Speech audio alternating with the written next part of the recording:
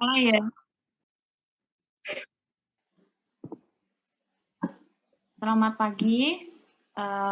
Kita dari kelompok 5 akan membahas tentang analisis kasus sengketa antara MS Glow dan PS Glow. Kelompok kita yang terdiri dari 8 orang, yaitu ada Tirani Natribe, David Murti Sitiagung, Siti Aisyah Dwi Nur Oktavia, Rianti Wali, Krisna Anji Widianto, Velia Devia, Eveli Syaneta Junus Pandini Swebowo, dan Arthur Damanix. Pada di slide pertama ini kita akan membahas tentang informasi MS Glow dan PS Glow. Untuk ini akan diberikan oleh saudari Velia. MS Glow adalah sebuah brand kecantikan yang merupakan salah satu lini di bawah naungan PT Kosmetik Cantik Indonesia dan berdiri pada tahun 2013. MS Glow merupakan singkatan dari Magic for Skin. MS Glow didirikan oleh Sandi Purnamasari dan Maharani Kemala. Sejak tahun 2015, MS Glow sudah ada di 13 cabang di kota-kota besar di Indonesia. Dan selama itu, MS Glow sudah memiliki sebanyak 600 orang yang bergabung menjadi seller MS Glow. Kemudian informasi mengenai PS Glow.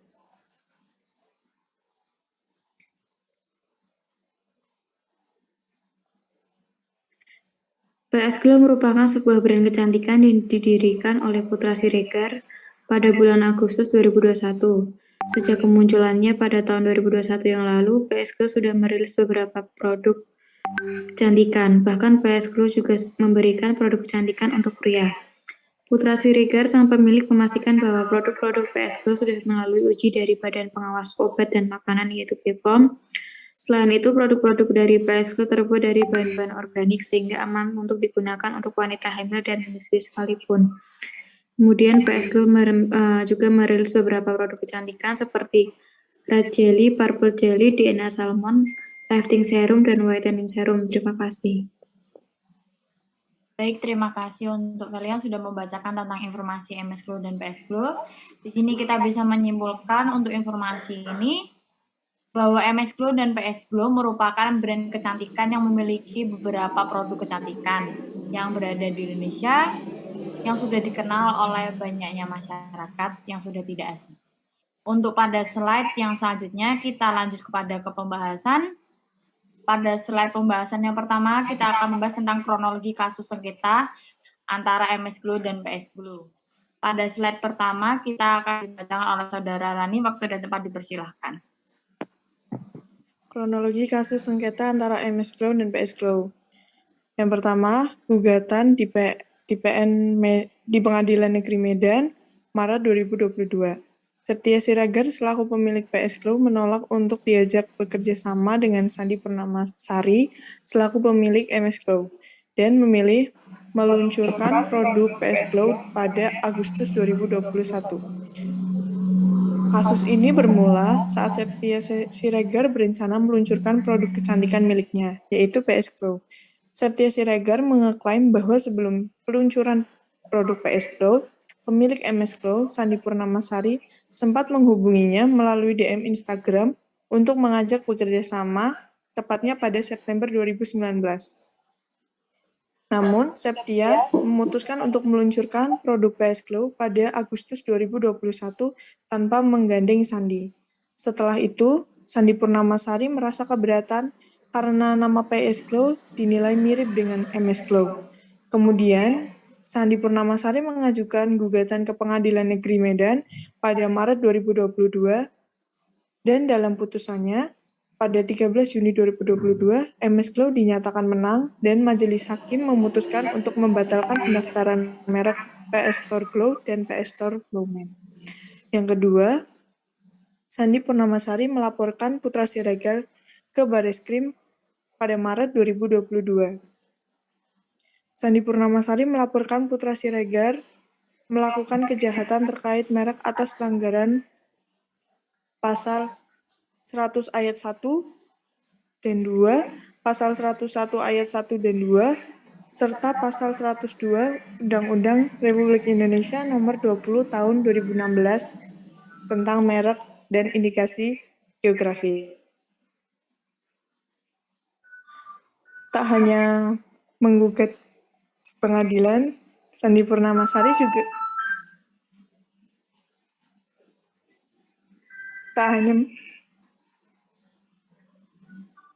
hanya menggugat di pengadilan, Sandi Purnamasari juga melaporkan pemilik PS Glow Putra Siregar ke Bareskrim. Dalam laporannya, Sandi Purnamasari melaporkan Putra Siregar melakukan kejahatan terkait merek atas pelanggaran pasal 100 ayat 1 dan 2, pasal 101 ayat 1 dan 2, serta pasal 102 Undang-Undang Republik Indonesia Nomor 20 Tahun 2016 tentang merek dan indikasi geografis.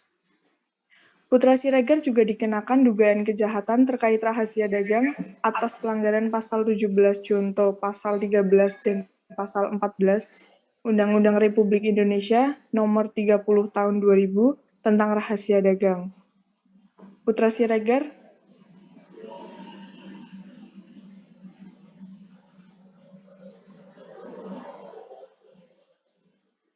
sudah bisa dilanjutkan oleh Rianti.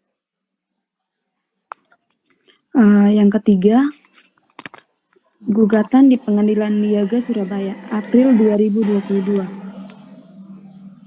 Pihak PS Glow kemudian memutuskan balas menggugat MS Glow untuk perkara yang sama di Pengadilan Niaga Surabaya. Putusan tersebut juga menghukum para tergugat untuk menghentikan produksi, perdagangan, serta menarik seluruh produk kosmetik dengan merek MS Glow yang telah beredar di Indonesia. Yang keempat, kasasi di Pengadilan Surabaya, Juni 2022. MS Glow kemudian mengajukan kasasi pada tanggal 12 Juni 2022. MS Glow mengklaim merek MS Glow telah terdaftar lebih dahulu di Direktorat Jenderal Kekayaan Intelektual. Tepatnya, MS Glow mendaftarkan merek pada tahun 2016, sedangkan PS Glow baru terdaftar pada tahun 2021.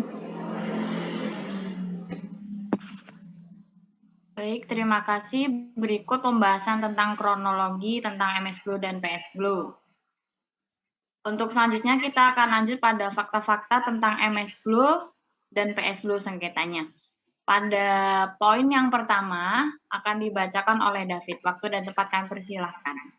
Fakta-fakta terkait sengketa kasus MS Glow dan PS Glow.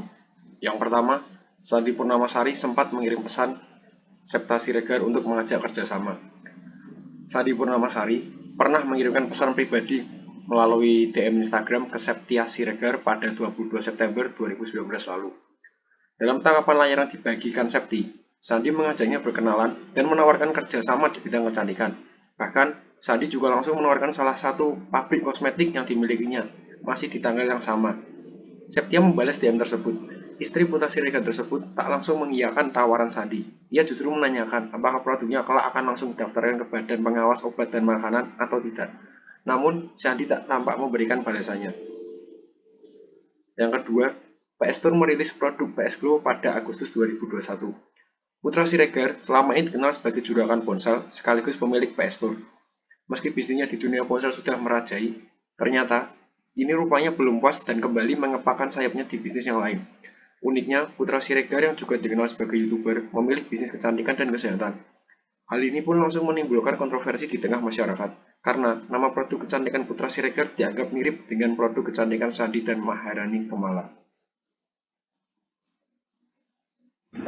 Poin 3, Sandi Purnamasari ungkap kekecewaan melalui akun Instagram pribadinya. Munculnya produk kecantikan milik Putra Siregar, PS Glow ini pun mendapatkan respon dari Sandi Purnamasari. Menurut Sandi, kehadiran kompetitor sangat baik, tapi jangan sampai menjiplak dengan produk yang ada. Meskipun demikian, Sandi Purnamasari tidak menyebut kritiknya itu kepada PS Glow yang baru dirilis Putra Siregar. Logo, kemasan, warna, nama toko, dan desain mirip. Mungkin kalau nggak mirip takut nggak laku karena nggak passion jadi nggak kreatif, tulis Sandi di Instagramnya. 4. MS Glow menggugat PS Glow di Pengadilan Niaga Medan. Menindaklanjuti permasalahan ini, Sandi Purnamasari menggugat PS Glow terkait sengketa merek dagang pada tanggal 15 Maret 2022 lalu ke Pengadilan Niaga Medan. Dilansir dari laman SIPP PN Medan, Pada 13 Juni 2022, Majelis Hakim yang diketuai oleh Immanuel memenangkan MS Glow atas sengketa merek dagang ini. Majelis Hakim PN Medan menyatakan bahwa penggugat adalah pemilik satu-satunya pendaftar dan pengguna pertama merek dagang MS Glow for Cantik Skincare plus logo dan merek MS Glow for Men. Terima kasih.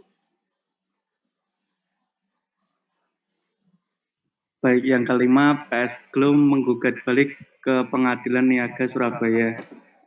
Setelah mendapatkan surat somasi dan bertemu 2 kali untuk mediasi, Septia mengaku pihaknya diberikan permintaan uang damai atau uang ganti rugi sebanyak 60 miliar rupiah kepada pihak MS Glow.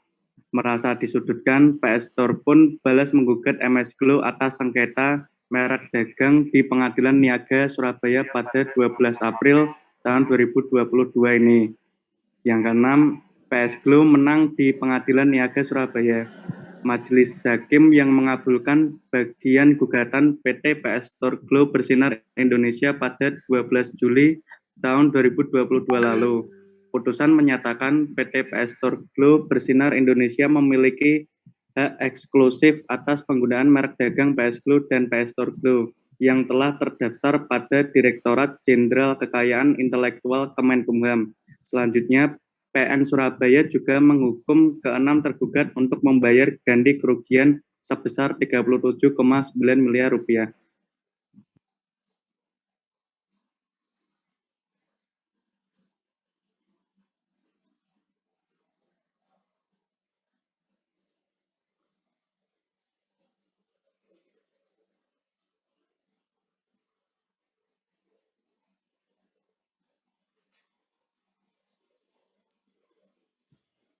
Nomor 7, Sandi Purnamasari kecewa dan mengajukan kasasi. Pemilik MS Glow melakukan upaya hukum kasasi terhadap putusan PN Surabaya tertanggal 12 Juli 2022. Kuasa hukum MS Glow Aman Hanis mengatakan putusan terkait gugatan sengketa merek tersebut dianggap tidak adil. Menurutnya, MS Glow adalah merek yang telah terdaftar lebih dahulu di Direktorat Jenderal Kekayaan Intelektual. Tepatnya, MS Glow mendaftarkan merek pada tahun 2016, sedangkan PS Glow baru terdaftar pada tahun 2021. 8. Septia Siregar unggah klarifikasinya. Septia Siregar pun akhirnya mengunggah klarifikasi di Instagram. Dalam video tersebut, istri dari putra Siregar ini menceritakan kronologi lengkap dari sudut pandang pihaknya. Di sisi lain, Septia juga menyorot keanehan dalam merek MS Glow yang terdaftar di Hak Kekayaan Intelektual atau HKI, merupakan produk minuman serbuk. Pihaknya juga menemukan jika MS Glow yang memproduksi kosmetik terdaftar dengan nama merek MS Glow for Cantik Skincare. Selanjutnya, Septia juga menunjukkan bahwa pengajuan merek MS Glow pada tahun 2017 tersebut ditolak, padahal merek MS Glow ini yang digunakan untuk beroperasi dan mendaftar di BPOM. Untuk poin ke-9, Sandi balas menggugah klarifikasinya terkait nama merek yang terdaftar di HKI. Nama merek MS Glow for Cantik Skincare menjadi permasalahan dan alasan pihaknya kalah. Sandi Purnamasari langsung angkat bicara. Dalam unggahannya tersebut, Sandi menekankan jika mereknya terdaftar sebagai MS Glow di kelas 3 dan memiliki produk kosmetik. Postingan tersebut sempat diunggah di feed Instagram pribadinya, namun Sandi akhirnya memutuskan untuk menghapus klarifikasinya tersebut dan hanya diposting di story saja. Kemudian untuk poin 10, yaitu Sandi Purnamasari dituding blokir Instagram Septia. Setelah keduanya saling sindir di Instagram masing-masing, Septia pun dituding memblokir akun Sandi Purnamasari dan Maharani Kemala. Menanggapi permasalahannya yang ada, Septia langsung mengunggah bukti jika dirinya yang malah diblokir oleh pihak lawan. Terima kasih.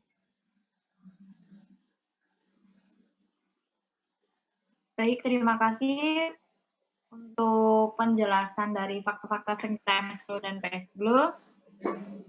Pada selanjutnya kita akan lanjut kepada sesi debat yang sudah dipersiapkan tim pro dan tim kontra. Untuk tim kontra dipersilahkan.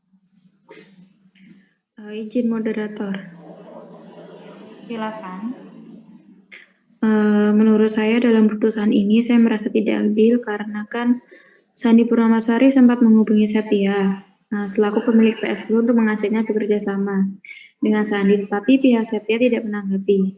Tetapi setelah itu pihak PS Glow justru meluncurkan produknya pada Agustus 2021.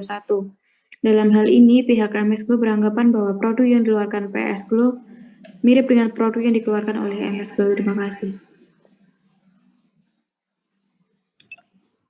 Izin moderator.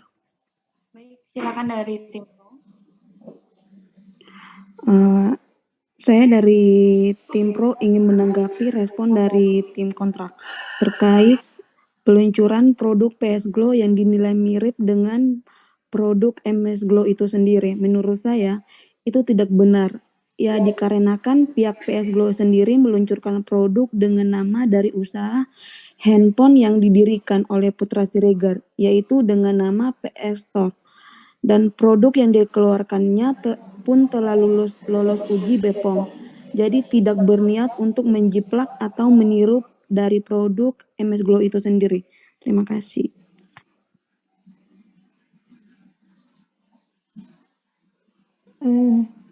Izin menanggapi moderator. Baik, silakan dari tim kontra.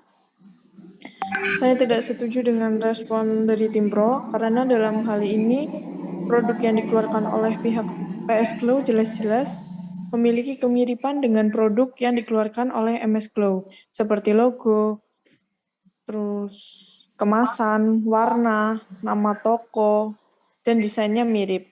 Dalam dunia bisnis, kehadiran kompetitor itu memang sangat baik, tetapi jangan sampai menjiplak atau meniru dengan produk yang sudah ada.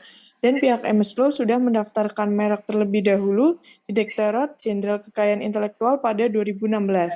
Sedangkan PS Glow baru terdaftar pada tahun 2021. Terima kasih.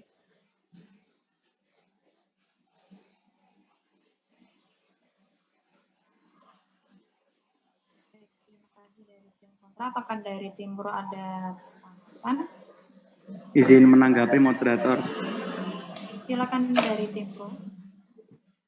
Saya dari tim Pro tidak setuju dengan argumen atau pendapat yang disampaikan oleh pihak tim kontra. Dikarenakan produk MS Glow yang terdaftar di hak kekayaan intelektual atau HK merupakan produk minuman serbuk serta pengajuan merek MS Glow pada tahun 2017 tersebut ditolak dan MS Glow menyatakan bahwa adanya kompetitor itu bagus, akan tetapi kenapa pihak MS Glow menggugat PS Glow? Sekian, terima kasih.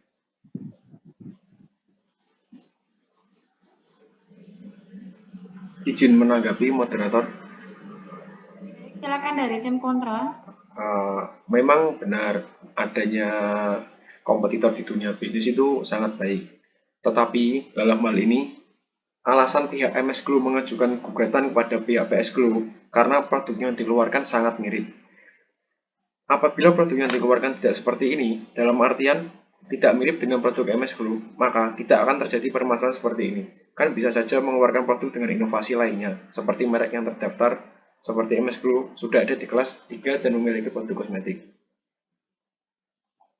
Terima kasih. Baik.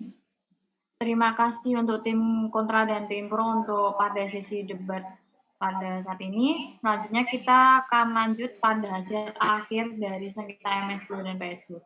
Pada hasil akhir ini, PS Glow menang gugatan dari MS Glow di Pengadilan Niaga Surabaya. MS Glow diharuskan membayar denda sebesar 37 miliar rupiah dan menghentikan produksi serta menarik produk mereka yang beredar di seluruh Indonesia. Setelah proses hukum berjalan, gugatan dimenangkan oleh pihak PS Glow yang telah mendaftarkan produknya ke HAKI Kemenkumham. Produk yang disengketakan kedua belah pihak ternyata dibantah tidak mirip. Pihak MS Glow keberatan dengan hasil tersebut dan mengajukan banding, hingga akhirnya pihak PS Glow memutuskan untuk mencabut gugatan dan menutup PS Glow. Baik, terima kasih. Sekian dari presentasi kita. Mohon maaf bila ada kesalahan. Terima kasih.